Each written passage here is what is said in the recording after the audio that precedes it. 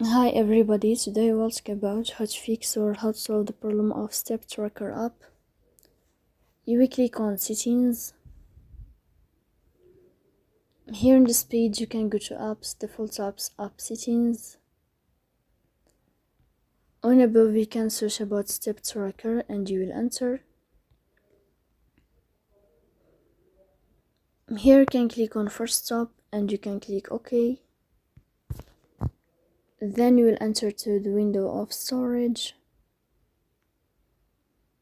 Here you can click on clear cache.